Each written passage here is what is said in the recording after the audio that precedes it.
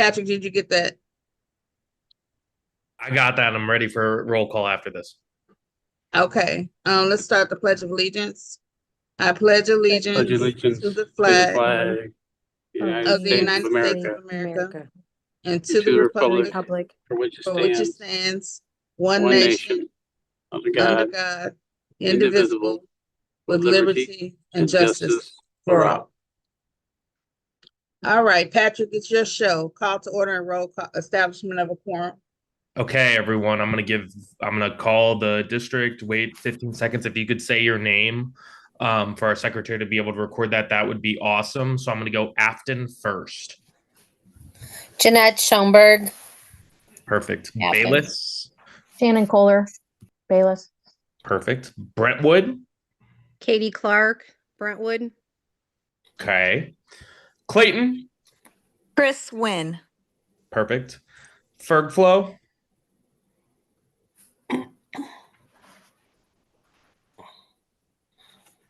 Hancock. Garrett Mace, Perfect. Hazelwood. Betsy Rachel. Perfect. Jennings.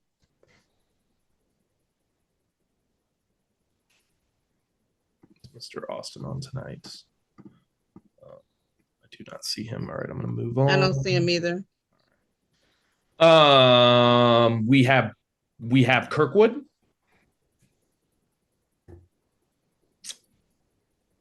Okay, some of these are out of order. I apologize. Ledoux. Keisha Lee. Perfect. Limburg. Megan Vetter. Perfect. My name is Patrick McKelvey. I am representing Melville, Maplewood, Richmond Heights.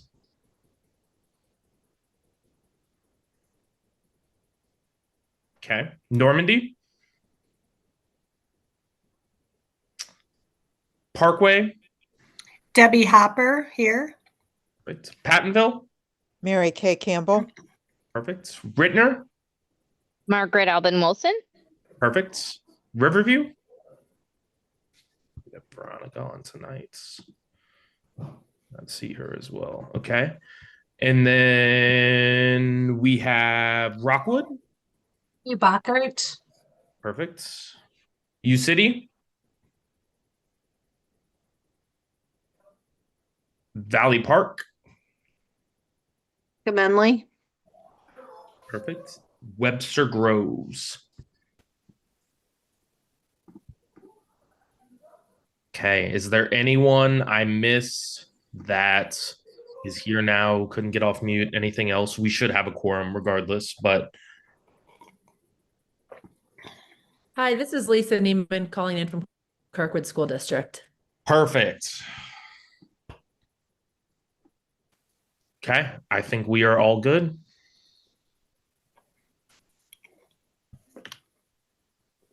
Okay, sorry, I'm going between, I don't have screens, so I'm going between tabs. Hold on 1 second.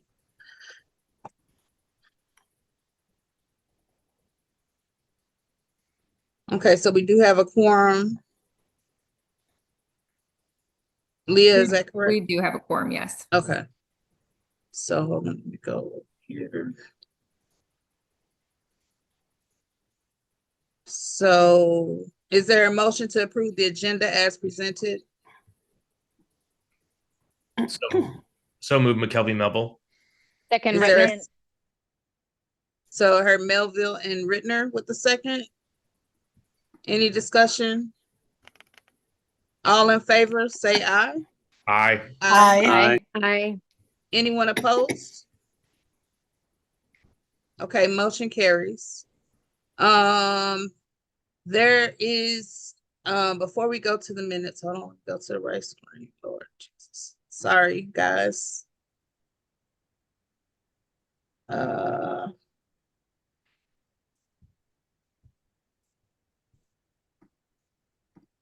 We do need to make an amendment to the minutes from our last meeting. There was an error with the transition over to diligent that incorrectly reflected Kirkwood, Maplewood, Richmond Heights, and Webster Groves as being present for the vote, and they were not present for the September 22nd meeting. So, can we make an amendment to the minutes to reflect that change? Keisha, really quick, should we just wait to vote on those minutes until next meeting, or is it imperative that we approve them now? Well, I don't know that we need to carry it over. We just need to make the amendment. That was the only correction that was noted, Okay. unless you have something else. I'm good with approving that if that's good and that's cool. I can make that motion. Second, So, Brittner. okay, Melvin with the first, Brittner with the second. Any further discussion? All those in favor, to approve the amended minutes, say aye. Aye. Aye. Anyone opposed? Okay, motion carries. Now back to my other screen. Hold on. Oh, public comment. So, do we have anyone present for public comment? I did receive an email. We just have that one email. Okay, so I will read the email because it was requested to be listed as public comments. And then I'm also seeing a message from Tara Shear saying that she's having trouble with her mic. She's Webster Groves. So can you make sure that we notate her as present?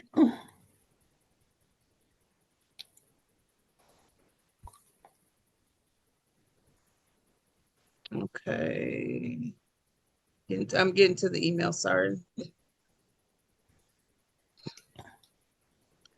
So the email states, good evening, members of the Governing Council. I'm writing this evening to make a public comment regarding agenda item 6.02, which is the budget report. Particularly, it is related to pages 16 to 17 of the handout, which outlines the initiative to create a budgetary task force to examine the impact of righting the ship and to use that feedback to inform decision makers moving forward. I have attached those excerpts as reference.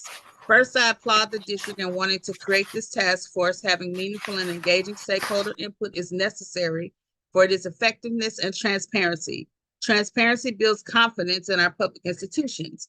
However, I do hope when the question portion after the presentation comes up, I request representatives to ask the following questions to help foster that confidence the district is trying to create with this action. The first question is, how will stakeholders be chosen by the district in participating in this task force? 2, is the task force limited to just administrative personnel from SSD and the partner districts, or will it be open to parents whose children are serviced by the district as they are its most important stakeholders? And 3, will there be SSD educator voices who work in partner district as part of this task force? I believe these questions are essential as administrators sometimes may not have boots on the ground view of what is occurring in classrooms and how budgetary decisions impact students on a daily basis. In the current tax levy credited by the district for 25-26, SSD has reduced the amount funding the teacher fund substantially while increasing the capital projects portion of their tax levy. Given that the district currently has 84 teacher vacancies and a historical turnover rate near 10% for the past few years, it is essential that before talks of position cuts are made, that the task force ensures the revenues are presented to fully staff its classrooms to provide the services and supports that is intended and mandated by federal law. If the educator's voice is not part of that task force, a crucial piece will be missing from that discussion and harm to students will be done. Again, I do applaud the district in creating this task force. I look forward to learning about its findings and the rationale behind its recommendations in the most transparent way possible to build on the trust of the taxpayers and stakeholders of St. Louis County.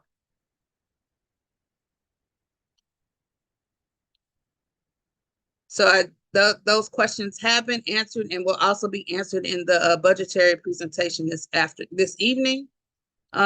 Is there anything else, Dr. Macklin, you want to add? No, those questions will be answered again at the end of the budget presentation this evening. Okay, and that's the only comment that we have. Next up, is there an update from the Parent Advisory Council for this evening? There is a very short update, which is just that we are meeting with the SSD administration, Dr. Macklin, and Dr. Macklin and team with Wendy to reimagine how PAC is going to work moving forward. And we expect to have a more in-depth update to you the next governing council meeting. All right. Well, thank you, Crystal. We look forward to it.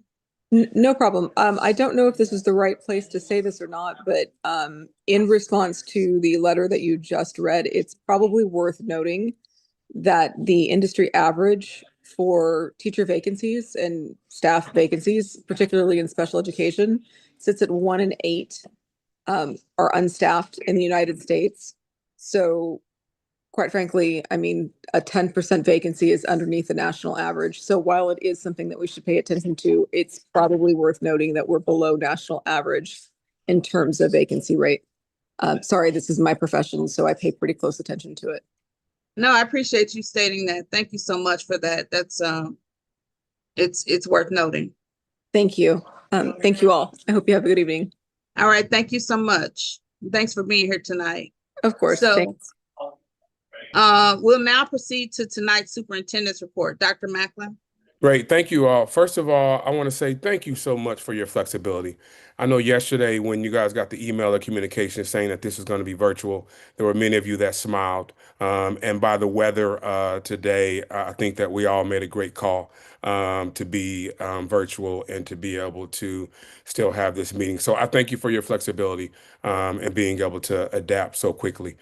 We do have 3 presentations that are going to be scheduled for this evening. We will have our CFO, Cindy Rauman, along with Director John Klein, who will present just some updates regarding the FY26 budget, which will be key. Following that, we will have Chief of Teaching and Learning, Dr. Molly Bolton, who will then be presenting our first quarter strategic plan in CSIP. And then lastly, Doug Austin will be presenting here a technology update just around a data sharing platform, which is really key and just regarding us and our partners. And so those will be the 3 presentations. Before we delve into the 3 presentations, I do just want to note you all that questions were submitted, and we sent out those questions today to the entire council. So you guys should have received that, and we did that just for transparency, so individuals can know what other individuals were asking, just as it relates to questions. So you have those pieces. Just before we delve into the presentation, there are just a couple of questions that I've been asked to highlight, and so I'm just going to highlight these real quick, and then we're going to get into the presentation. So I think the first question that has come about is really just the role of our international teachers, really what is the cost of the international teachers, and I think just to be transparent, just some rumors around how a team of individuals went and recruited international teachers. So I'm going to ask Dr. Bolton to step in and to answer the first question, which is number 2. And so that question says, a stakeholder asked me if filling vacant positions from teachers overseas, specifically the Philippines, is accurate information. If this is true, can you please share the financial impact? I'm curious if SSD personnel also spent money on traveling to the Philippines, and who handled the paperwork and the overall process. Dr. Bolton, can you take that one for me? Absolutely. Good evening, Governing Council. My name is Molly Bolton, and I am the Chief of Teaching, Learning, and Accountability, and I have been one of the project leads on recruiting international teachers. So first, kind of laid out the answers, trying to answer each part of those questions in the response, but I'll just highlight a few pieces. In regards to the financial impact, there is no additional financial impact associated with hiring international teachers. We follow the same process as we do hiring any other teacher in our district, and they go through the same interview as well as hiring process.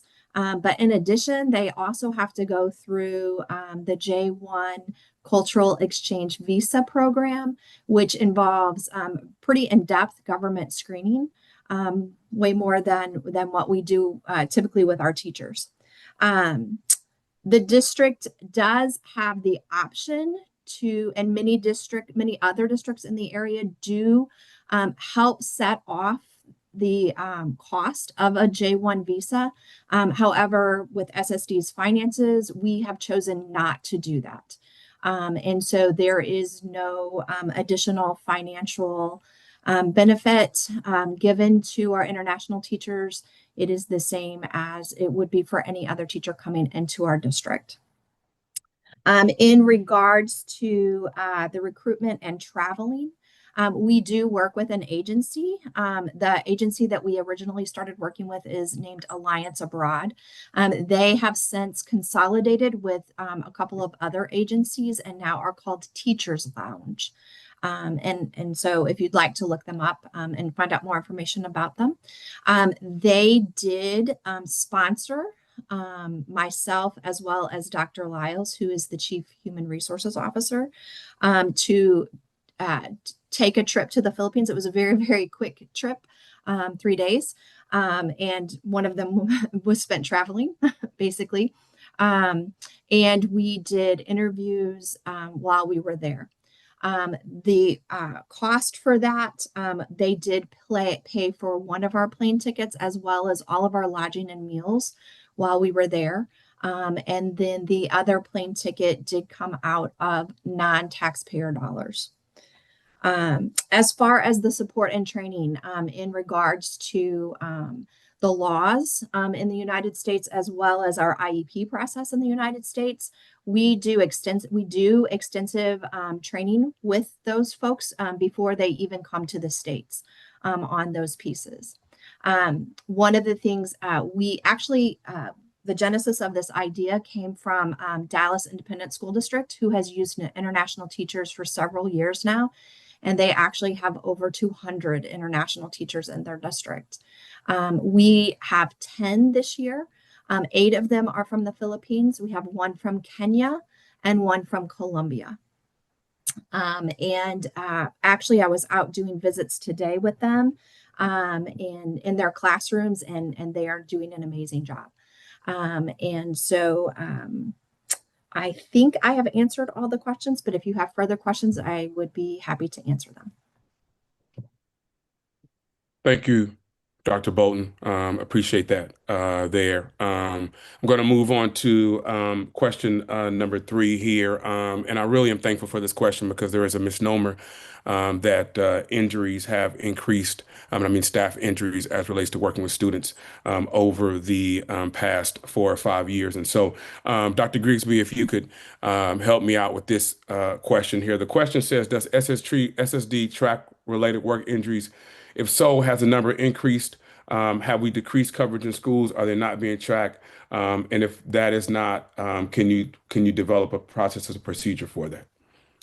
Sure. Good evening, everyone. Kelly Grigsby, Deputy Superintendent. Thanks for the question. I want to be upfront. SSC absolutely tracks employee injuries, both injuries requiring medical attention and then also those that are only reported for informational reasons, maybe just to document or if medical attention could be needed later. Over the past 4 school years, so fiscal year 22 through 25, our staff reported injuries range from 1,244 in the 23-24 school year to 1,445 in the 21-22 school year. Last year, our staff injuries were 1,416. On average, 35% of our injuries require medical treatment. The most frequent reported staff injury is struck or injured by a student. Of our workforce, about 55% of the injuries reported, 779, are reported by paraprofessionals, while teachers are about 39%, so about 549. There was a question about specific location data. We do track location data. This year we moved from Brentwood Services to Music, and Music does not track location data. So we're working diligently with them to track locations of injuries so that we can definitely compare that data over the years to determine if our staffing has made any difference with regards to student injuries, staff injuries, specifically workers' comp injuries. Thank you, Dr. Grigsby. And then the second to last question here just really delves around subs and para supports and how are these students' needs being met. We talked about the vacancy rate. And thank you, Crystal Lay, for adding that information. But even with our substitutes, how are vacancy rate, I'm sorry, how are the student needs being met as it relates to IEP minutes? So SSD substitute data shows that we have a 92% fill rate for teacher substitute requests. We've had 4,159 this year, 4,521, and of that, 4,159 have been filled. We have an 88% fill rate for paraprofessionals. We've had about 12,000 requests for substitutes this year. We filled 10,669. In instances where a substitute cancels or no substitute accepts a job, administrators work with SSC staff to adjust their schedules to provide services and support students. In addition, any missed IEP minutes are logged, and every attempt is to make those up. If the failure to secure a substitute becomes a consistent issue, we work with our substitute provider to identify a different substitute, reassign staff, or adjust schedules. If service minutes are missed and are not able to be made up, the IEP team will review and consider educational impact to determine if compensatory time is needed. Adult support minutes are support and not a service, and they cannot be made up. Thank you, Dr. Grigsby. And then just the last question that came here. There are a number of questions that came, but these are the four here that have been highlighted. The last question that came here is really just regarding the amount of a dollar amount that is being spent for benefits. And so I really appreciate the question here and trying to help SSD as we navigate, just like many other districts are, the benefit expense. And so the question basically comes down to what is the cost for employees and the amount that SSD pays. Could there be additional cost to the employee that the employee could pick up at this point? The employee is responsible for a spouse independent coverage. The district pays right now about $12,500 per employee. This does not include the retirement contribution, health benefits, and the $144 million that you see in our slides regarding the budget is for all benefits. So that includes retirement, Social Security, Medicare, insurance, and workers' compensation. The overall increase this year for medical and prescription is 6.1, and that was with the change of provider. It was going to be around 12.2, I believe, without that change in provider. Dental is 1.3, and the vision did not change. And so we are collaboratively working to ensure that we can coincide and to ensure that we are navigating the benefits, which are expensive. At this time, we are not looking for the employee to cover it anymore, just because at the end of the day, that is not an option that has been explored. Okay, those were the four highlighted questions. Again, there are many more, but those are the four highlighted questions that have been referenced to a number of times. And so right now, I'm going to turn the presentation over to Cindy Rauman and John Klein.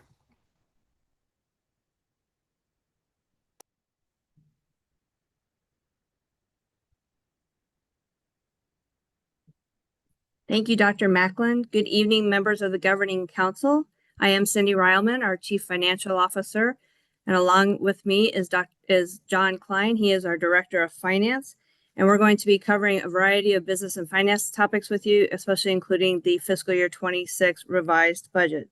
So first, let's start with introducing you to John Klein. Next slide. Good evening, everyone. My name is John Klein, and I come to Special School District with over 20 years within education, within facilities and operations. I took a brief stint with the Federal Reserve Bank doing their facilities planning and asset management. Cindy likes to joke with me and say that I have always been a finance person just trapped in a facilities and operations world. The one thing I did miss in my brief stint was working with students and the families and supporting them. And I found myself at the bank drawn to a lot of our programs that worked around families and education. And so I'm happy to be back and serving the students and the family and staff here at Special School District. I am in month 4. So we'll jump right into our presentation here. Just want to kind of go over some of the policies and the regulations that we've been reviewing. So Dr. Macklin took the entire organization through this organizational alignment and practice. And through this organizational alignment work, we reviewed all the D policies and the regulations relating to business and the finance department. We took them to the Board of Education for the first approval for the first reading, excuse me, in September, and then for the second reading and approval in October, where they were approved and put into place. And we have shared that information out. If you go to the next slide for me, this is a continuation just of our policies within D. Out of all of these, there was one that was rescinded, and that was policy DB as in boy, JA, and it was energy risk management. And that had to do with fuel hedging, and it really just doesn't fit the world that we presently live in. It's just not something that's a common practice anymore. And that's, if you're not familiar with fuel hedging, that's where they used to try and buy energy or gas at a certain rate and then hold on to it. But with this market that's been fluctuating since post-pandemic, this just hasn't been a practice because it's been just a volatile up and down kind of yo-yo with that. And so since it's not something we're presently working with, and it's not something that's common practice, we did have that policy removed at this time. The other policies, we did do a lot of revision to the language, current practices that just kind of help with our overall alignment with all policies, matching our current practices. All right, so jumping into it. So the Finance Committee, we had our first Finance Committee meeting related to the audit. It was held October, I want to say around October 17th. And that's where we shared the requirements for the audit and the timeline. And then our second Finance Committee meeting will be held actually tomorrow, December 2nd, where we'll provide an update on the audit itself. The slide that you're looking at right now, that is basically the overall timeline of things that have happened with the audit, starting with October, going all the way through through December here. We will be bringing this audit information back to the Governing Council in March. And the reason for this is because the audit in the summary report will be provided to the Board of Education on December 9th. Next slide. So just to kind of go through a brief scope, this is just kind of a brief scope of what happens and what we ask the auditors to look at. Prior to the audit starting, we started internal team meetings before the auditors came on site so that we could help prepare for their on-site work. So that way, once they were on site, we were able to get them information so they could start diving into our financials. Once the auditors were on site, we started meeting weekly with them, and then we moved to daily as the audit was wrapping up, just to ensure that they were provided with all the information that they needed to complete their review of our financials. So next slide. So this is something important to note. So there is a delay in the single audit, and that is due to the federal government shutdown. The compliance supplemental that guides the single audit work was delayed. And so the Department of Elementary and Secondary Education, DESE, is allowing districts to submit their single audits by January 31st of 2026. So just want to bring this to your attention. It's not just something that's impacting SSD. By this delay, this is germane to all public school districts within the state of Missouri. And so with that, I'm going to go ahead and turn it over to CFO Rileman to talk about our current budget status for FY26. Thanks, John. Next slide, Mark. So reminding the Governing Council, these are our goals surrounding our budget as well as our Riding the Ship plan. We first focus on our staffing, making sure that we are looking for efficiencies wherever possible that does not directly impact the services that we provide to our students. The staffing component is a significant financial responsibility and part of our fiscal stability. We also continue to review the capital projects reallocation. That is the tax levy that we've put in place in the capital projects fund when we set our levies with the county. And so that determines how much levy and revenues the capital projects fund levy is going to fund and create for the capital projects fund. We started with 7 cents. We've been able to reallocate some of those cents back to the general fund for general operations for the last 2 years. The first year we funded the capital projects fund with 2 cents. This year that we are in currently, we're funding it with 3 cents. We are evaluating that capital projects levy each year in association with our 10-year facility plan. And then goal 3 is our non-wage cost containment, which are really our purchase services and supplies, reducing in places where we can. As we've started fiscal year 27 budget process just recently, this is a huge conversation that we are having with all of our budget owners as we enter into FY27 budget. Next slide. This slide shows our updated financial information based on the annual Secretary of the Board report that was submitted to the Department of Elementary and Secondary Education as of October 30th, 2025. The yellow column indicates how we ended fiscal year 25. We have also received our balance letter from DESE, meaning that they have approved our annual Secretary of the Board report. That was received on November 18th. So fiscal year 25 is complete, just awaiting the audit, which will be presented to the Board of Education on December 9th, as John has already stated. So fiscal year 25 began with a $74.8 million deficit, and we were able, through various strategies, to reduce that deficit down to $55 million. This, as was shared with the Governing Council in September, it is aligned with how we believed we would finish FY25 with that $55 million deficit. This is amazing work for FY25, and I applaud all of the individuals who worked hard to get us to this point. The fiscal year 26 columns reflect both the original budget that was approved by the board and the Governing Council back in May and June, as well as the fiscal year 26 adjusted budget, which incorporates all budget adjustments that have been approved by the Board of Education so far to date. As you can see, even with some targeted reductions in future years for our projections, the fund balances percentages go below 30%. So we will need to work on raising those fund balance percentages out in those future years to make sure that we meet our targeted fund balance percentage. We will continue to share information with the Board of Education as well as the Governing Council, making sure that we are transparent and sharing information as timely as possible as we focus on our strategies of minimizing our deficit and reducing expenditures throughout the year. Just a reminder, budgets are fluid, and we will bring adjustments and we'll reflect those adjustments to you throughout the year. Challenges the district have had, past challenges include our salaries. They are definitely a little bit more difficult to reduce because we want to make sure that we are providing the services to our students. So we were anticipating salaries to be reduced. However, because budgets are fluid, we ended up actually closer to the original amount that we had originally budgeted for fiscal year 25. Future challenges still include the senior property tax credit program. So we were recently informed by the interim or acting director of revenue that special school district was impacted by the senior property tax credit program by $3.3 million. We know that this amount will most likely increase as our population ages, as well as the applications increasing over the next few years.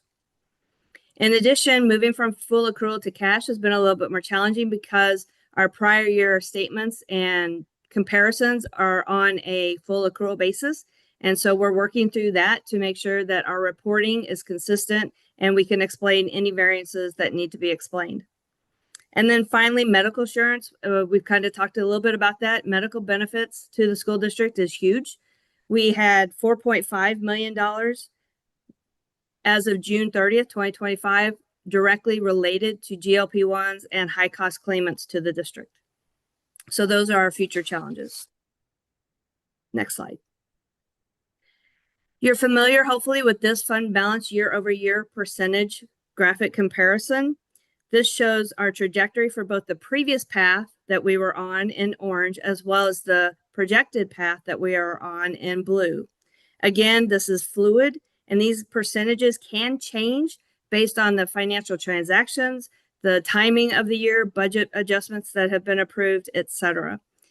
We do know that staffing is still more challenging, and we are carefully monitoring our budgets and tightening our budgets where we can to make sure that we can stay on track for a target balance of 30 to 35%. Next slide. So now we're going to just kind of touch base on riding the ship for a minute. So when it comes to our results and evaluating our riding the ship work, you can see where we ended for FY25 and our plan for FY26. Keep in mind, fiscal year 25 really was proactive work. The plan really wasn't going to technically start until fiscal year 26, but the district really, really worked hard to make sure that we made some adjustments and did some things in FY25 to get started on a good foothold, good place. And so a lot of amazing work went into fiscal year 25. Fiscal year 26, again, being fluid, you can show that we're on really good pace for fiscal year 26 to meet the riding the ship target based on our fiscal year estimate of how we're going to meet that target. We will continue monitoring fiscal year 26 to make sure that we stay with that estimate or at least keep it close to the target or above the target if at all possible. So I think we're going to do pretty well with that. However, any unanticipated expenditures or any anticipated revenue concerns or reductions can impact that fiscal year 26 impact. So again, we will be monitoring that and reporting out on our riding the ship on a regular basis. Can you go back a minute, please, Mark? Sorry. So FY29, 27 through FY29, that's where the real work's really going to become hard. There's a lot of things we still need to do. We need to meet our targets for the future years, but it's really going to get harder and harder. So we've really got a lot of work ahead of us in order to really turn our ship around and keep our plan in place. So I just wanted to share that. Thanks, Mark. So now I want to talk about the budgetary task force and just some of the work that we're doing there. So we have identified stakeholders, including staff from partner districts, as well as SSD schools, and we are meeting quarterly. We've already had 2 meetings so far. We're sharing information as a district with those stakeholders, getting their perspective on recommendations, possible solutions, any ideas to investigate further, etc. We're asking them, are there any other additional areas of reduction we should consider, and if there's any unintended consequences or impact that we need to be thinking about. And then we're using their perspectives and their feedback in order to inform our work as we move forward. What questions do you have for John Klein or myself? Can we go back real quick, Cindy, just one more Yes. slide, Mark. At this time, I would like, just because the public comment was addressed around the budgetary task force, I'd like Dr. Grigsby just to delve into just a little bit of those pieces. And then if you could just list also for me, Dr. Grigsby, who's on that task force and what those pieces mean. Absolutely. As Cindy explained, our budgetary task force is a representative group. We talk about staffing issues, but we also talk about all budgetary issues. We have had 2 productive meetings so far, around the topics that Cindy mentioned. Currently, we do not have parents on this task force. It's primarily comprised of educators and administrators. We do have an opportunity for our parents to provide input and feedback as we begin reviewing the partnership plan. We'll be soliciting input from them around the budget process and our budgetary decisions.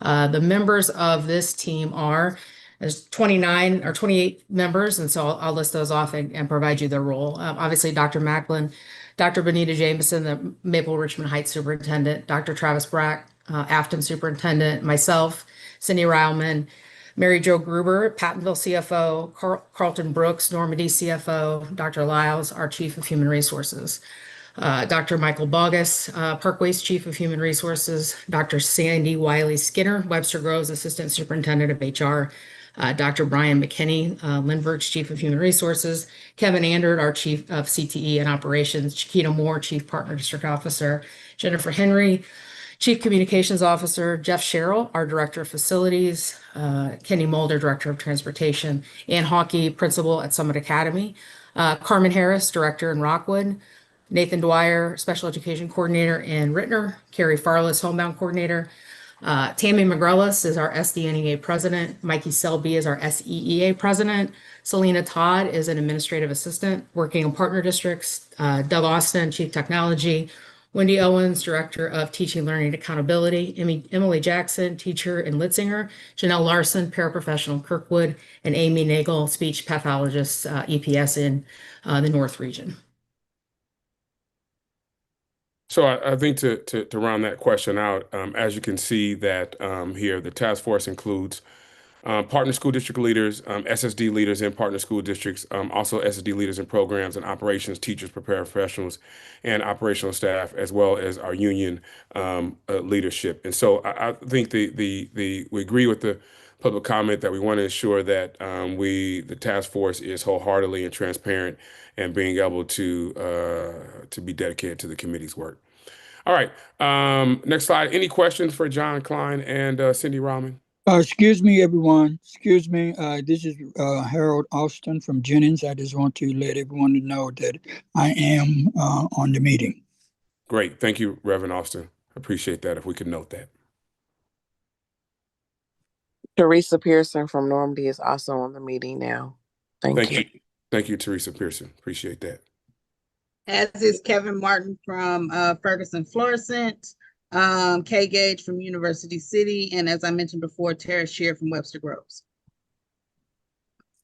Thank you all for joining. And this is Betsy Rachel. I have a question, if I may. I heard you say that parents are not currently on your budgetary task force. I did not hear an explanation specifically as to why.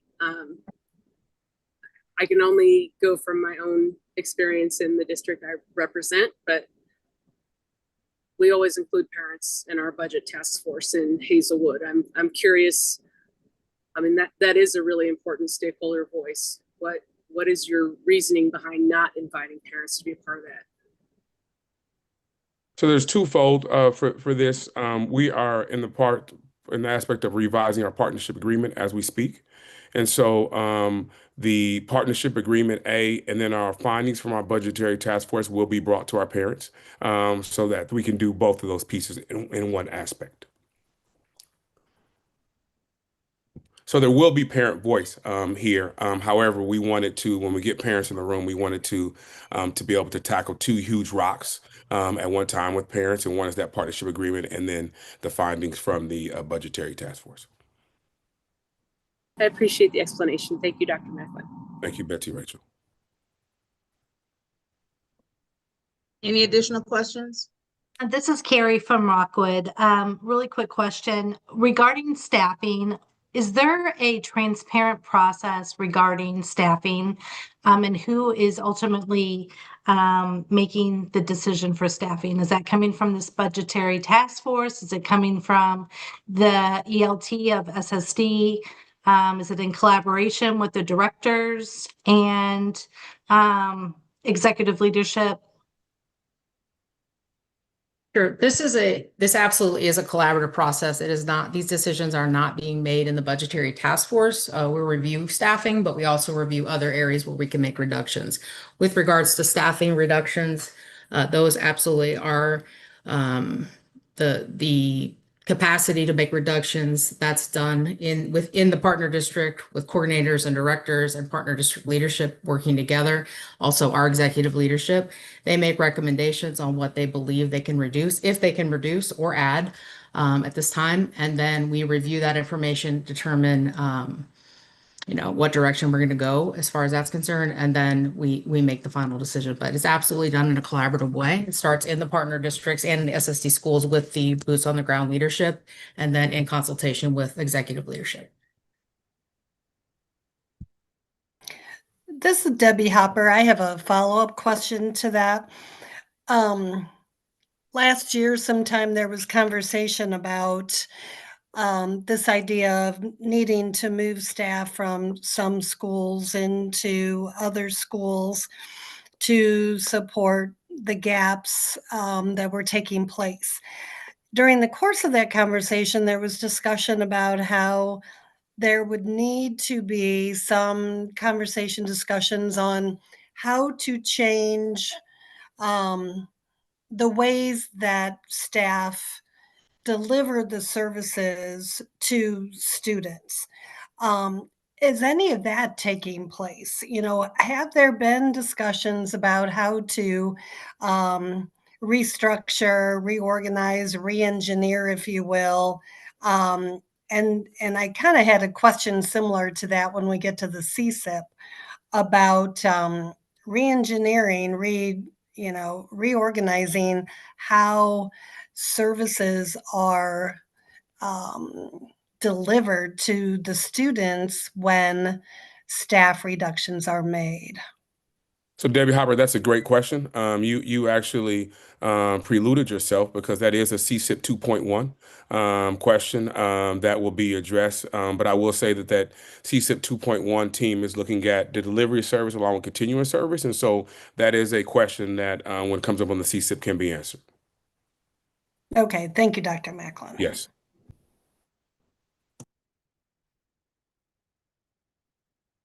Hearing no more questions, next agenda item. So next is Dr. Molly Bolton here, Chief of Teaching and Learning with our CSIP and Strategic Plan Q1 updates. Thank you, Dr. Macklin.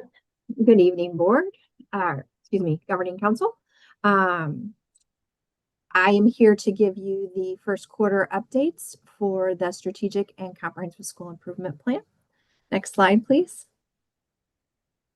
Just a quick reminder, this is the first quarter report of the year, and this is the 4th year of our 5-year strategic and CSIP plan. Next slide, please. This slide you've seen many times before, and it just delineates the difference between the strategic plan and the comprehensive school improvement plan. With the strategic plan focusing more on the district as a whole, including the operations side, where the CSIP plan is more focused in specifically on student-facing goals. Next slide. So we'll first visit our strategic plan progress. Next slide. So for our strategic goal 1, 1.1 and 1.2, you're going to hear a lot more about this from our Chief Technology Officer, Doug Austin. He is the executive leader that helps support this strategy team. Basically, this team has been working on 3 major projects. The first being the data integration project, which Doug will talk more about in the next presentation. And that is in collaboration with MoreNet, as well as educational analytics. And he'll go into more details on that. Also, the second fold of this team is to really look at our data governance. As we have been working through using a lot of data to make decisions, and especially with the financial impact, data governance has come to the top many, many times with an organization this big. Ensuring that our data is clean, our data is usable, is a big task. And so that is part of what this strategy team is working towards, is developing some data governance for our district.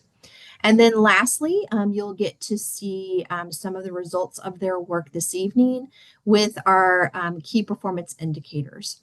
And we were able to, as a DLT, review those indicators in first quarter. So some things you're going to see moving forward with this group is continuing to work on that data integration project.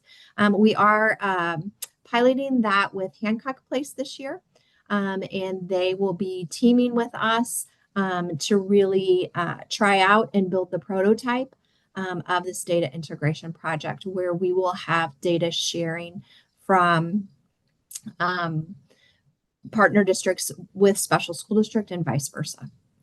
The next strategy goal is optimizing our resources. And what you'll see there are 2 big accomplishments. The first being that our caseload workload formula has been launched. And that is a piece of data that we are now able to use to look at some staffing. It is one piece of data, but it does take into effect not just the number of service minutes or the number of students that a case manager might manage, but also some of the complexity of the work that they do. This project was done in collaboration with our SDNEA, and it has taken about 3 years to really get us to a good place to launch this. And now we'll kind of be working on some process improvements for this. as well. This 2.2 also works very closely with our strategy 1 in that those data measurements also will help us with resource distribution. Next slide, please. For strategic goal 3, we have 2 of these strategies that have been completed. The first being establish relationships with business and agencies and community stakeholders. We have created a prototype which will be sustained by our communications department with the director of community partnerships. And so they have determined their performance measures are really going to be looking at our partnerships and the amount of interest we have for partnerships, as well as a community survey that we do through our panorama. The second one is around family engagement, and that team actually is wrapping up as well. So they are working on their sustainability plan and performance measures, but they were able to launch a new IEP survey that was finalized. We revamped that survey to be in alignment with our Charting the Life course framework that we're doing around the IEP process. The third strategy for this one is a communication system among departments. And again, this team has finalized that sustainability plan in order to help support departments through marketing. And that will be the responsibility now of the marketing director, who is also in communications. And performance measures will be looking at 90-day follow-up surveys as they implement the work, with promoting those departments and helping them work through their structures. Next slide, please. We will now move to our CSIP updates. Next slide. So when we look at our first goal, proactively planning for student success, 1.1 relates around our Charting the Life course framework that we're moving forward with as a district. So some things that they have accomplished for this first quarter is we have worked in partnership with University of Missouri St. Louis on a grant that is helping develop a self-determination survey or assessment. And that will be launched this year and will really help us also determining some of the effectiveness of our Charting the Life course framework. They have also developed a para training that is available in Canvas, which is our learning management system. And peers will be able to access that through an asynchronous option that could be done on a professional development day. And as well as developing a community of practice for our champions of Charting the Life course. We do have champions in each partner district, as well as in our SSD schools to help support that implementation. Some things they'll be moving forward with are finishing the trainings for our SSD schools, as well as our all middle schools and high schools in our partner district. And then working to update our SPED process modules, which is the training mechanism that we use to ensure our teachers are up to date on SPED process and compliance issues, as well as starting to develop the content for our elementary and early childhood Charting the Life course framework, which will be coming in the future years. For 1.2, really looking at those connections between student data and research. Again, this strategy team is really collaborating with our strategic plan strategy 1.1 and 1.2. And when we are able to receive that data and share that data with our partner districts, how we'll be able to really analyze that data more in depth. And so one of the things that they are going to be looking at in the future is the amount of service minutes and the scope of goals to really kind of help provide guidance to service providers to ensure that we are ensuring that least restrictive environment for student success. 1.3 is around our partnership planning. And so they have been working with revising the new partnership agreement. and looking at the data from our previous as well as our current partnership agreement and kind of analyzing that data to see if we need further information. They are also identifying some stakeholder groups to gain some feedback on that improvement. And that is something that Dr. Macklin talked a little bit about with including families in that feedback. Next slide, please. In our CSIP goal 2, the first one is developing that shared understanding and purpose that provides that clarity for the programming decisions. You can see the connection there with one of the previous strategies that I talked about. And some things that they have accomplished are finalizing those definitions for the types of services and programming. Depending on what district you're in, we often call our programs different things, which causes a lot of confusion among our various stakeholders. And so really trying to define what those services are and developing some common vocabulary around that. And also, they're starting to draft some district guidance on those service delivery plans. So Debbie Hopper alluded to this on, how we're looking at with staffing reductions, the services we provide students. And that is one of the things that this team is working on, is starting to draft some of that guidance. Ensuring that our plans are still based on the individual student, as that is our charge, but also ensuring the best use of resources, as well as maintaining that least restrictive environment. Next steps for them include continuing to work on that guidance, as well as looking at some of the decision-making tools we have and how those tools can be used in a systematic way. 2.2 is our evidence-based strategies, and they have finalized focus areas for this year to really look at our intervention selection tool, as well as how we are tracking interventions. And so they also have finalized measurements for the evidence-based practices tools and have drafted some survey questions, which we'll be getting some feedback on. So next steps for them include finalizing that intervention selection tool and determining next steps on sharing that out and helping to train our staff, as well as finalizing that survey and deploying it and then analyzing those results. Next slide. Our last CSIP goal is around creating those learning environments and systems that are responsive to our highly mobile students. And so this team has completed some teacher guidance for transfer students, and those have been added to our teacher handbook. They are finalizing some quick start cards now for teachers for receiving those transfer students and really refining the data for the county transfer form that we utilize within our district. Last slide, please. Oh, forgot about this section, pardon me. And so wanted to share with you some of our key performance indicators that I talked about that have come out of that strategy from their strategic plan, strategy 1. So just a little bit of updated information. So with our KPIs, we have entered fourth quarter data from the previous school year that is available. We still have some data that is not available from DESE at this time, but that will be added as soon as we have that information.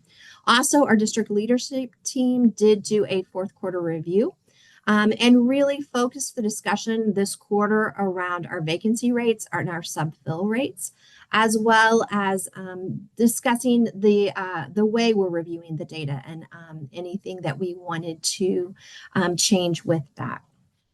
Next slide, please. So this is our overview of our process for our leadership. And so kind of the purpose of what those KPIs are, and then the expectations of them, that we will review them regularly. We do have definitions for each of those. We are working on developing our targets and thresholds, and that we will set aside time for review of them. We also have some norms that we use when we do analyze this data as a team. Next slide, please. So some of the protocols that we use for this is we do a brief review of the KPI and look at the current results and trends. And then by doing that, we can really kind of establish where we are with that goal. Look at our inferences and hypotheses that we might have around that data, and then any actions that we might need to take. We also solicit input from the team and then confirm timelines for future reporting and those actions that we might implement. Next slide, please. So this is some of what our KPI dashboard looks like. I know it's very small, and we could provide you copies in full sheets for the future if that would be helpful for you. Some key things that I want to point out here is we do have our down at the bottom in the left-hand corner, those sections are the questions we ask as we're analyzing the data, as well as definitions for each of these. So what you see here, these are the results of our panorama as well as our family IEP surveys. The orange arrows really help you to understand the trend of how we're moving with that data, with the red dotted lines being the goals or thresholds that are set for those. We are still doing some refinement around some of those as we are determining those thresholds. But basically, some highlights from this engagement data is that our well-being data has remained fairly flat across the years, but you can see that that rate is pretty high and is very, very close to our goal line. You can see there. Also, leadership relations composite is gradually improving especially when you look at quarter over quarter comparisons. And then our IEP survey data rate also is gradually improving in this area. Next slide, please. Next, we talk about our workforce compliance. And the big piece here is we are staying above that 90% rate and increasing in all areas here as well. So the areas you'll see here are our teacher level vacancy fill rates, as well as our para vacancy fill rates, and then our sub fill rates as well. One of the things we really discussed this last time is, are our thresholds in the right place? And so we, our goal is a 95% sub-fill rate, and we are right at that 93%. When you look at some of the statistics nationally, we probably have a very high goal rate for that, but it's something we still would like to try to strive to meet. Next slide, please. So this is our second workforce measurements, which we are looking at teacher attrition as well as para attrition. And so we just started this one last year. That's why you only see one data point, and it will be an annual data point. But as Crystal Lay kind of pointed out, the national rate right now for teacher attrition is around 7%, and our state rate is 14.6%. And we came in at an 8.41 for teachers.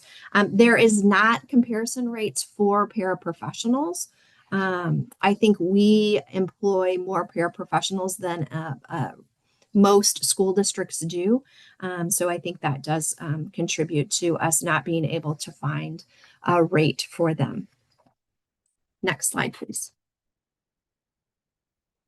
And the last KPI measurements that we have are around our workforce 3, which are contact hours in the classroom.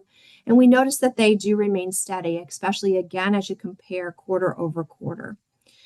So what we look at there is our median out of classroom hours for our teachers and SLPs cumulative, and as well as the median percent of contract hours in the classroom for teachers and SLPs. Next slide, please. These are our annual results. And so as you'll see, as some of our 24-25 data is not there yet, as we are waiting on DESE to finalize some of those numbers and get them to us. And so we'll be able to look at this more so, hopefully at the end of second quarter when those data may be available. Next slide. And that brings us to questions. Are there any questions? Yes, this is Megan Vetter from Lindbergh. I just had a clarifying question on the Panorama survey results. Are the percentages, is that the participation rate from the teachers and staff, or is that their rate on the questions that were asked? Yes, so that is the favorable rate on the questions that were asked. And do you have data on the percentage of like the participation rate that people were able to answer these questions? We do have that data. I don't know it off the top of my head, but could provide that to you. Okay, thank you. Any additional questions? This is Debbie Hopper, Parkway. I do have a few more questions. Going back to CSIP Goal 1, where it says engage on number 1.3, engage in collaborative planning with partners. At what level is that being done? Is that with administrators, teachers? Yes, the building level. That is mostly with we have two tools that we use. That main goal is around our partnership agreement, which is done with the liaisons, and then that is brought to the school boards in the partner districts to approve. Then we also, though, have the principal collaboration tool, which is used with our administrators as well with the building principals. So we do have a variety of tools that we use for different levels. But the main one that I talked about there was the partnership agreement, which would be at that liaison superintendent level, and then the school boards approving it. Dr. Moore, if you could talk real quick, Dr. Moore, just a little bit about the work that's going on with the partnership agreement. I think it'd be helpful for everyone to know kind of what those pieces are. I think that would also help answer Debbie's question. Absolutely, Dr. Macklin. Good evening, everyone. Just to respond to the question from, can't recall who the question came from, but Debbie Hopper. Regarding the partnership agreement, we're currently working as a planning committee for revision purposes. This planning committee is comprised of liaisons as well as directors, executive directors across the region to support us with determining next steps with the partnership agreement and those revisions. The first step that we are taking is creating a survey that will go out this week to what we are considering the 22s, those individuals, 22 governing council members, 22 superintendents, also looking at the directors of each of the districts, the liaisons for those districts as well. We want to ensure that we capture information from all of those groups that will support us with the next level of directions to determine how we will revise the agreement. So this planning committee wants to ensure that we take our time, that we do not rush through this process, that we collect information and feedback from all of those representatives that I've spoken and referenced thus far in my response today.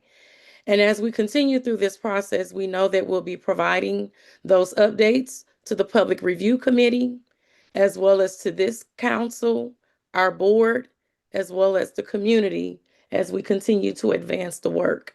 So be on the lookout for this survey to come for you to provide information about your thoughts and what you would like to see us advance our work moving forward to support the revisions of the partnership agreement. And in follow-up to that, under accomplishments, it said restructure of team is completed. I wasn't quite sure what that meant. Could you elaborate on what that means? Absolutely. So the restructure of team is referencing the CSIP committee team 1.3 and members who may have been on that team who are no longer with special school district. So in that manner, there is a need for us to identify, in which we have with this committee, new representatives to support advancing the work of the committee. Okay. One other question that I have under CSIP Goal 1, going back, and this is just really, I think, a clarifying question for myself. Under next steps, under at 1.2, it talks about examining approaches used to determine the amount of service minutes and scope of goals for students, to provide guidance and that in the least restrictive environment. Does SSD incorporate a tiered system, if you will, for lack of a better word, as to identifying how many service minutes a student needs based on their how severe their disability is? So does a minute equal a minute across the board for all SSD students, or is there a tiered system, if you will, for severely disabled versus highly functioning, and that minutes mean something differently and staffing is done differently based on that? So minutes, so we start with present level, and the needs and strengths of the student. And then from there, creating the goals that student will work on within the next year. And then based on those goals, the amount of minutes needed to provide services in order for the students to be successful in meeting those goals. So it is individualized in that sense. Is that helpful? So I think so, yeah. A student with more complex needs is probably going to require more minutes because they're going to have more complex services. Okay. I think that makes sense. Yeah. And then I wanted to ask on CSIP Goal 2.1, under next steps, it said continue to work through district guidance on service delivery plans. With whom is that work going to be done? So I can chime in on this, Molly, if you don't mind.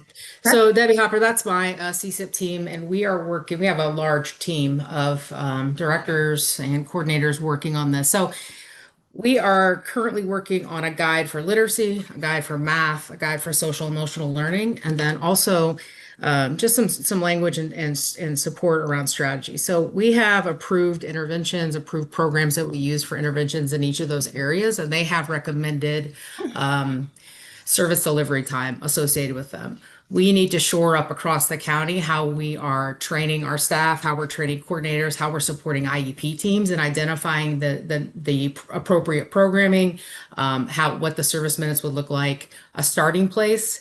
And then we also know that there are unique needs, as Molly said, based on severity. So we are definitely cleaning up our process in that way.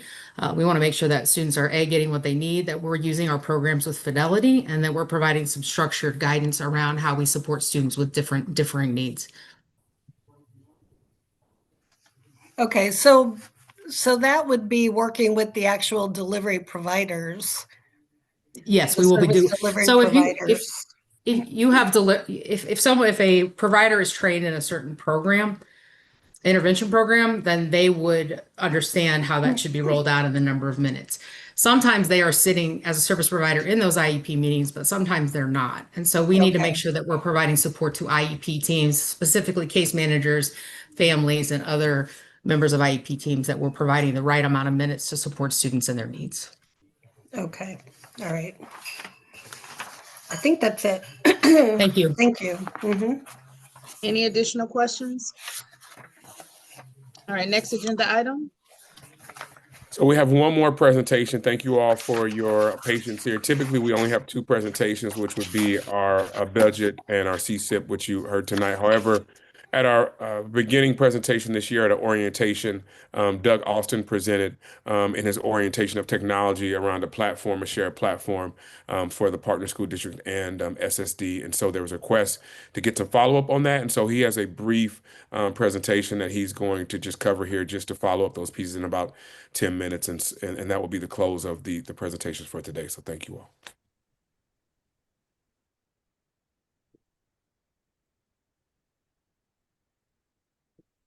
Good evening, Governing Council. I'm Doug Austin, the Chief Technology Officer of Special School District. And I'll be talking about our EdFi data integration and data sharing project. First, a little background challenge for this particular project was we have multiple systems. There's multiple places where data is entered, and various staff members have access to some of those systems. So what we wanted to do is bring together all of those data points into a single system to allow better data-driven decisions for students. And then as Dr. Bolton had mentioned, this was set up as our strategic plan goal 1. Next slide. So the scope of this project was to create a centralized data warehouse to store information, not only data collected by special school district, but data collected by partner districts as well. To populate that data warehouse with information that came from our AP system, various systems, various assessment systems, again, between SSD and each partner district. Then we wanted to standardize on a single model. So the platform that we worked out, we did in collaboration with the Missouri Research and Education Network, and they built a service offering that they're referring to as Kids EdFi or KidsFi. And this is a service offering that's targeted to school districts statewide, and it is partially funded through a grant from the Michael and Susan Dell Foundation. And one of the ways we worked on that grant is I collaborated with the Mornet staff to build out, what our case study would be for the grant, and they used some of the requirements that we had, and specifically our need for special education information in a platform, and it's based on the EdFi standard, which is a national standard. So yeah, next slide. So we're going to roll this out with 2 options for our partner districts. So the first option is full adoption of this platform. We're going to use this platform not only for special education students, but students that are in the general education population within that partner district. As Dr. Bolton mentioned, we're doing a pilot with a single school district. Currently, that district that elected to go with option 1 here was the Hancock Place School District. And so we're implementing the entire platform for all the students in the population, including general population and special education students. The other option that we're going to have available if districts don't want to implement that platform for their general student population is to connect their student information system to provide the information that we need for students that are receiving services from special school district.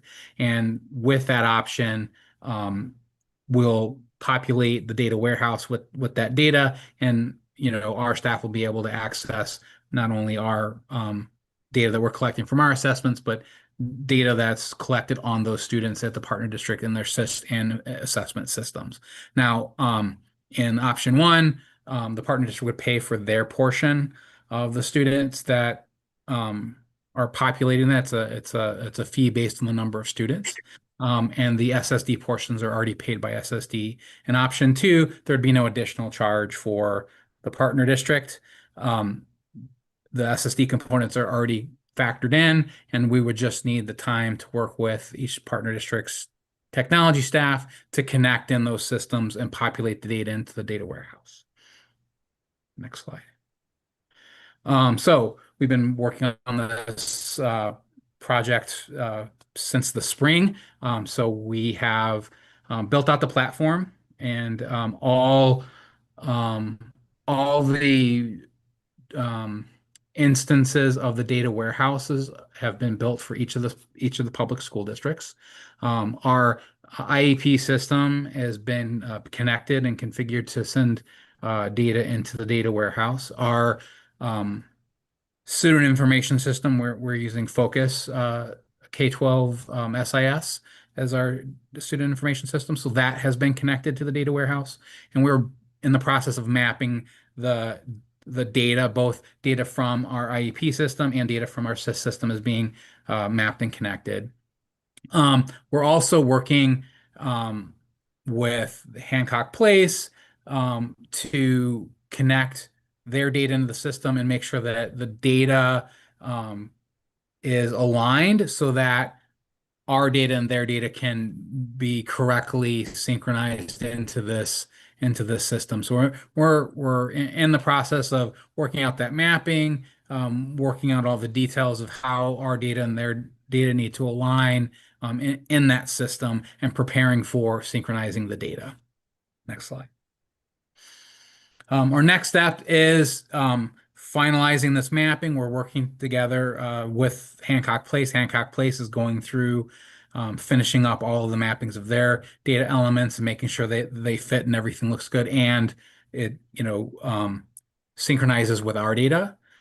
And we're doing the same thing on both our IEP system and our student information system, and finalizing a lot of those as we speak. The plan is to have all the data mappings done before Christmas break. And then we'll begin synchronizing that data into the data warehouse. Starting in January, we'll start the configuration of the various roles between our staff and Hancock Place's staff, so they have access to the data that they need. And then we'll begin rolling out the training for that piece to educators and administrators for both districts to access the system. And then we'll begin granting access and rolling that access out to all the staff members affected this spring after the training has been completed. And then from there, then we'll start with another school district. And the plan is I'm going to reach out to the technical directors and superintendents of each of the partner districts and work out a plan for who wants to join and what option they want to take, and then start onboarding them into the solution. Are there any questions? This is Carrie from Rockwood. I know you mentioned a cost for school districts. Do you have a specific dollar amount? So it is a initial $5,000 implementation fee to get everything for all the connectors and time and things like that, and it's a $3 per student per year cost for that. So whatever that general education population would be times $3 per year would be the ongoing cost for that. And again, the special school district pieces have already been factored in and set up. Mr. Austin, Thank really you. quick. Sure.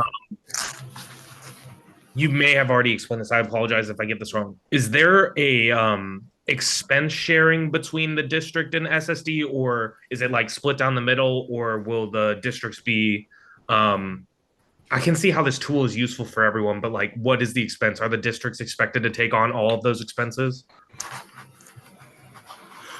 So the expense that the partner district would pay if they chose the full option, again, is based on the student population. All of the licensing costs and fees related to our special education system being integrated in, our assessments that we're utilizing being integrated in, those have already been factored in and paid for. So really, it's just if the partner district chooses to use this platform for their general education students, that's the portion that they're paying, and that payment factors in administrators and educators having a license to the software. So the shared portion would be we pay for our educators and administrators and the connections for our system. And then the partner district just pays for the portions that they want to incorporate in. Lisa has her hand raised. Lisa Neiman. Hi, this is Lisa Neiman from Kirkwood School District. I had a question about the timing. So you mentioned that after you roll out to Hancock Place in the spring, you'll be reaching out to other partner districts to gauge their interest. How quickly do you expect that the other districts that you could go through the implementation? Do you expect to do kind of one at a time and create kind of a backlog of lists that you'd go through, or do you expect you can get a lot done at once? So we're hoping to use the Hancock Place implementation to give us those timings, how long it takes, how much resources are involved with it. We're taking it kind of slow and then building out the process with that first one. So once we get them, set up and ready to go, we'll have a better idea of the timing on how many we can take on at a time. But we'd like to do more than one at a time, especially for the districts who choose just to do option two, because then it's really just a matter of setting them up with the connector and working out the data mappings. And then, the training will be rolled out just to our staff, and we wouldn't have to roll out training to the partner district general education staff and administrators. So we'll have a better idea this January once we get to the point where we're rolling out training for Hancock Place.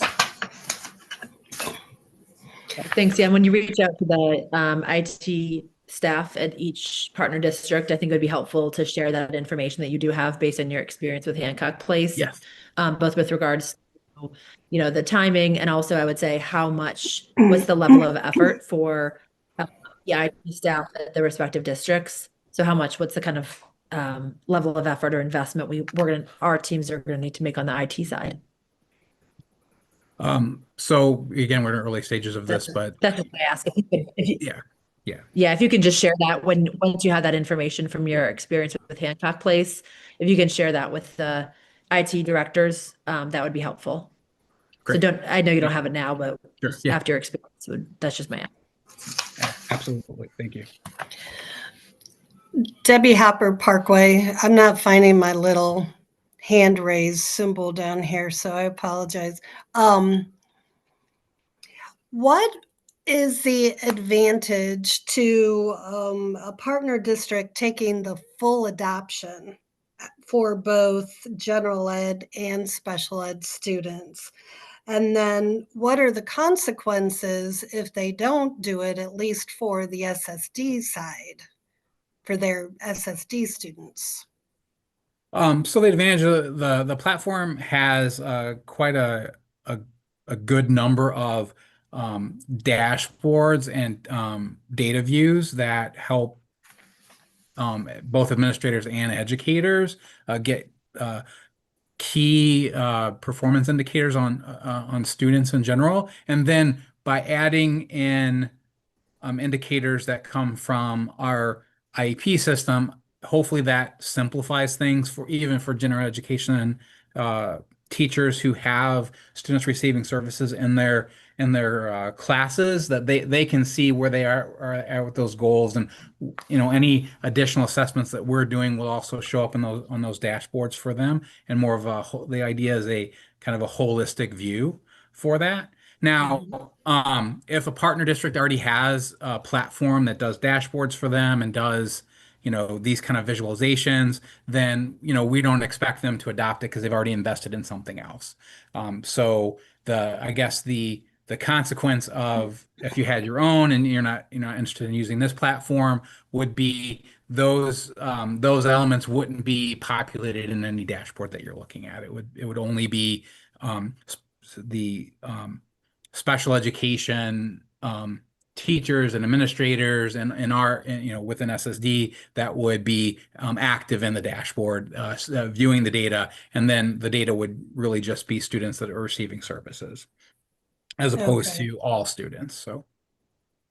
So at one time, there was conversation about partner districts having to turn over data to SSD because if I'm getting my facts or if I'm recalling this conversation, that there was no communication between the two data systems. So because the students were technically, I guess, the partner district students, it was up to the partner district to turn over data, if you will, to SSD for the SSD students to see information related to achievement and things like that.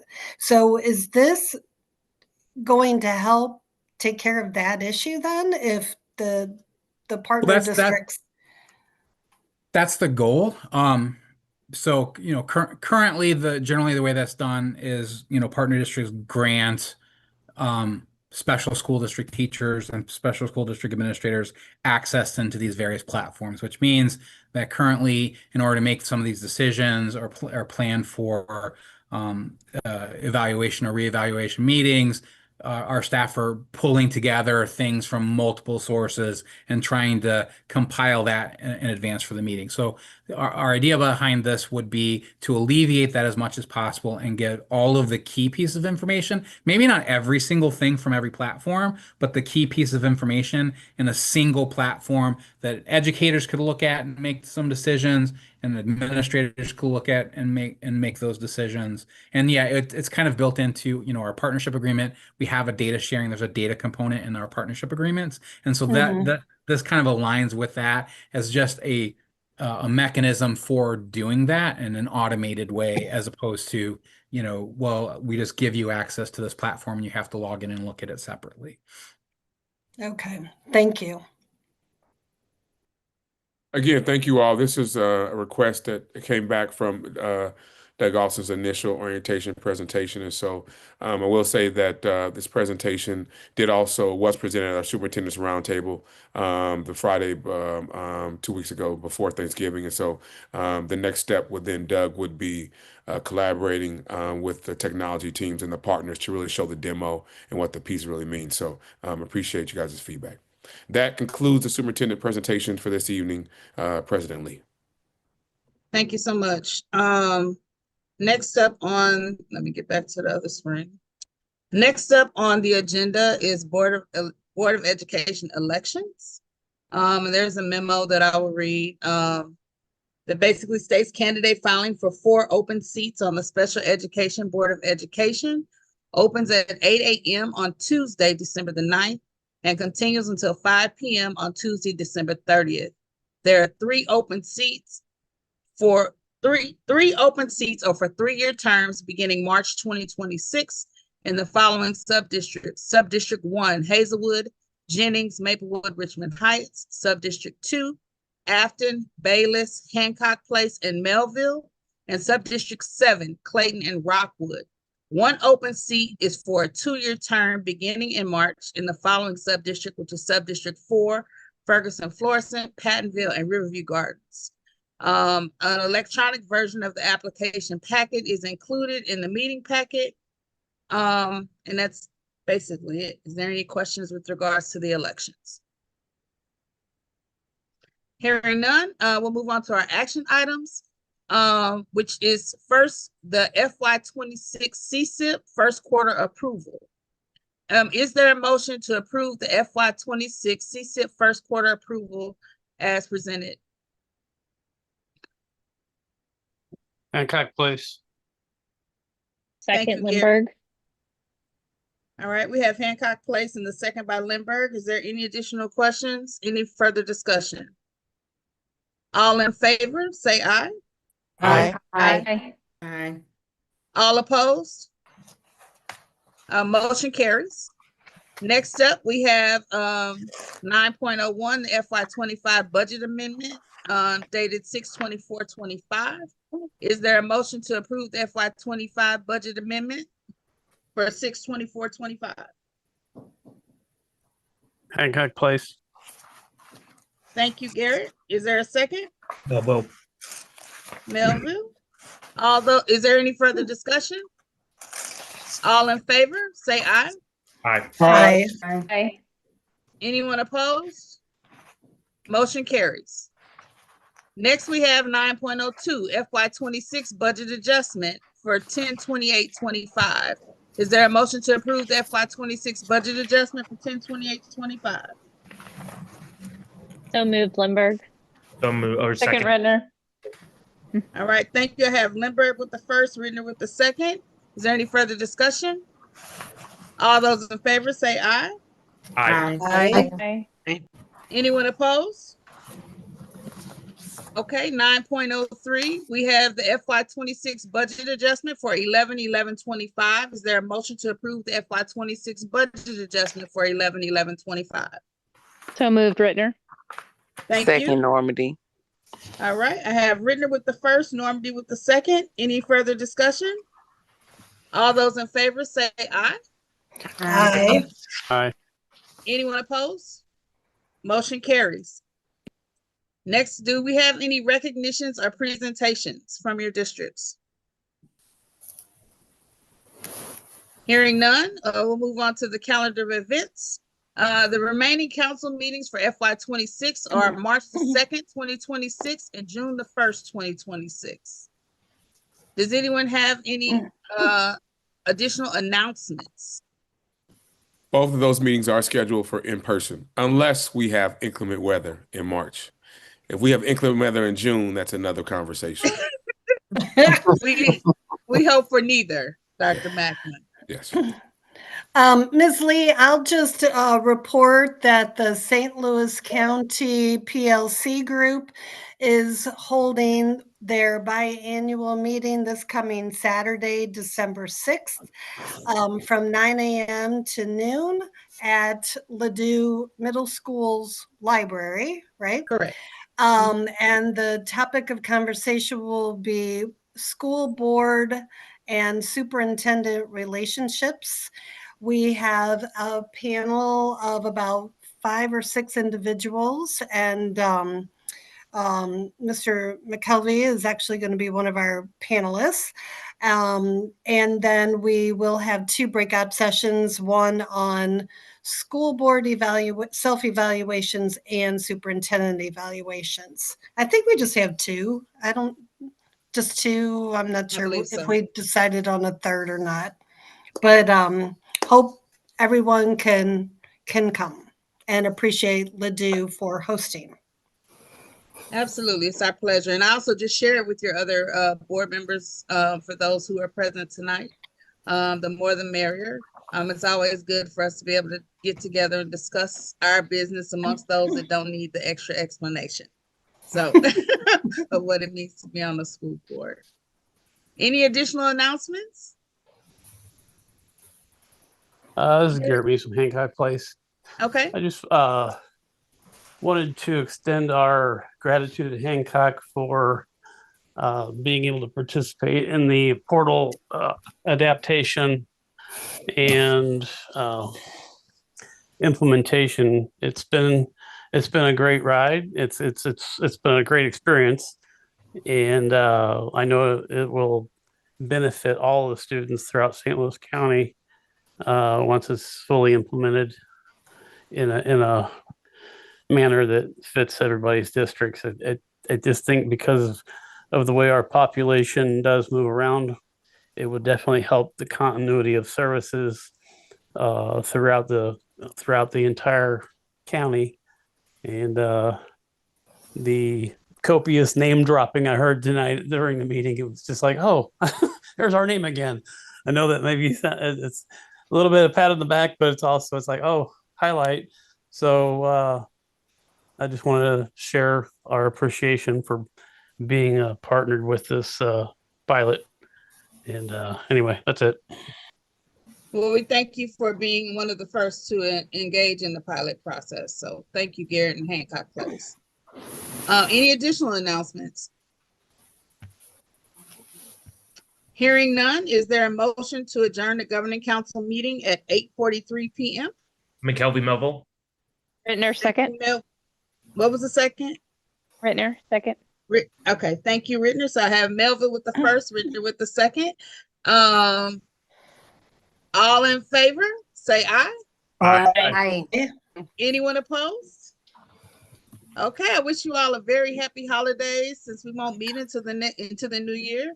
The motion carries, and this SSD Governing Council meeting is now adjourned. Thank you. Have a good evening.